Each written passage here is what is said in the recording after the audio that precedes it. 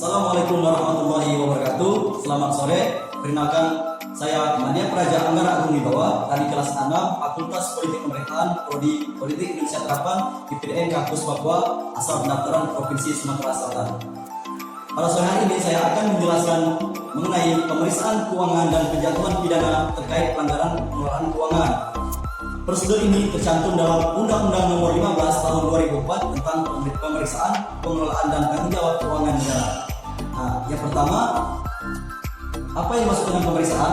Pemeriksaan adalah proses identifikasi masalah, analisis dan evaluasi yang dilakukan secara independen, objektif, profesional berdasarkan standar pemeriksaan untuk menilai kebenaran, kecermatan, kredibilitas dan keandalan informasi mengenai pengelolaan dan tanggung jawab keuangan negara. Nah, adapun tujuan dalam pemeriksaan keuangan ini dilakukan untuk mendukung keberhasilan penyelenggaraan pemerintahan negara. Keuangan negara wajib dikelola secara tertib, taat pada peraturan perundang-undangan, efisien, ekonomis, efektif, transparan, dan bertanggung jawab dengan memperhatikan rasa keadilan dan kepatutan. Adapun lingkup pemeriksaan Badan Pemeriksaan Keuangan atau BPK, sebagaimana telah ditetapkan dalam Undang-Undang Dasar Negara Republik Indonesia tahun 1945, pemeriksaan yang menjadi tugas BPK meliputi pemeriksaan atas pengelolaan dan tanggung jawab mengenai keuangan negara. Pemeriksaan tersebut mencakup seluruh unsur keuangan negara sebagaimana dimaksud dalam Pasal 2 Undang-Undang Nomor 17 Tahun 2003 tentang keuangan negara. Sehubung dengan itu, kepada BPK diberi kewenangan untuk melakukan 3 jenis pemeriksaan, yakni yang pertama, pemeriksaan keuangan adalah pemeriksaan atas laporan keuangan pemerintah pusat dan pemerintah daerah. Yang kedua, pemeriksaan kinerja adalah pemeriksaan atas aspek ekonomi dan efisiensi, serta pemeriksaan atas aspek efektivitas yang lazim dilakukan bagi kepentingan manajemen oleh aparat pengawas intern pemerintahan. Dan yang ketiga, pemeriksaan dengan tujuan tertentu adalah pemeriksaan yang dilakukan dengan tujuan khusus di luar pemeriksaan keuangan dan pemeriksaan kinerja. Pelaksanaan pemeriksaan BPK memiliki kebebasan dan kemandirian dalam ketiga tahap, yakni perencanaan, pelaksanaan, dan pelaporan hasil pemeriksaan. BPK diberi kewenangan untuk mendapatkan data, dokumen, dan keterangan dari pihak yang diperiksa, kesempatan untuk memeriksa secara fisik setiap aset yang berada dalam pengurus pejabat instansi yang diperiksa, termasuk melakukan penyegelan atau mengamankan uang, barang, dan atau dokumen pengelolaan keuangan negara pada saat pemeriksaan berlangsung. Kemudian hasil pemeriksaan dan tindak lanjut hasil. Setiap pemeriksaan yang dilakukan oleh BPK disusun dan disajikan dalam laporan hasil pemeriksaan. Pemeriksaan keuangan akan menghasilkan opini, pemeriksaan kinerja akan menghasilkan temuan, kesimpulan, dan rekomendasi. Sedangkan pemeriksaan dengan tujuan tertentu akan menghasilkan kesimpulan.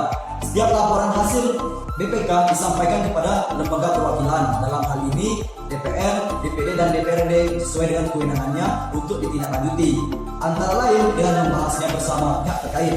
Selain disampaikan kepada lembaga perwakilan, laporan pemeriksaan juga disampaikan oleh BPK kepada pemerintah. Dalam hal laporan hasil pemeriksaan keuangan, hasil pemeriksaan BPK digunakan oleh pemerintah untuk melakukan koreksi dan penyesuaian yang diperlukan, sehingga laporan keuangan yang telah diperiksa memuat koreksi dimaksud sebelum disampaikan kepada DPR atau DPRD.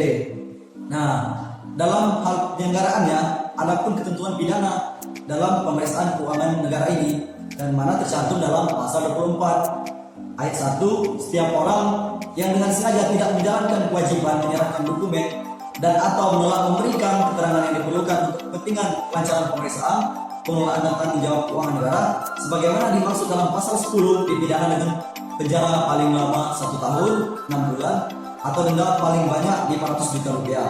Dan dalam pasal kedua, setiap orang dengan sengaja mencegah, menghalangi, dan menggagalkan pelaksanaan pemeriksaan sebagaimana dimaksud dalam pasal 10 dipidana dengan penjara paling lama 1 tahun 6 bulan atau denda paling banyak 500 juta rupiah.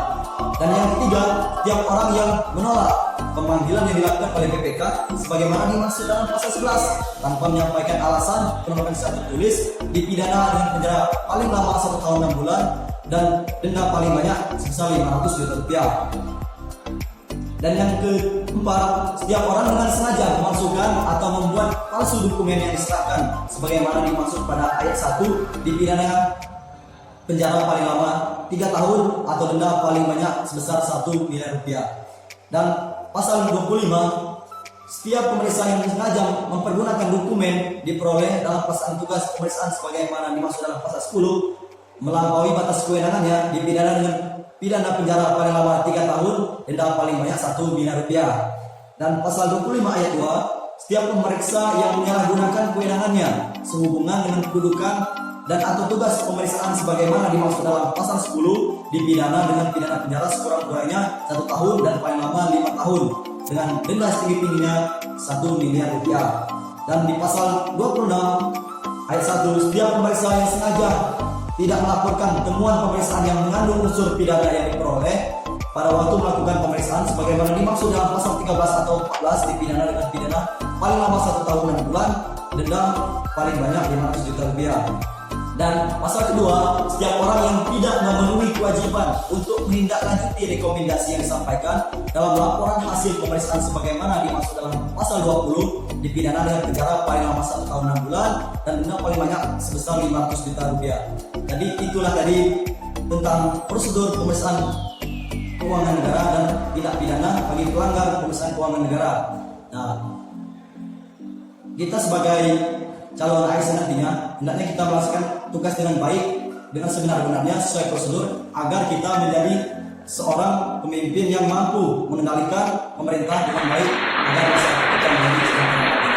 Saya Mada Praja Anggara Bawah, mohon diri. Wassalamualaikum warahmatullahi wabarakatuh.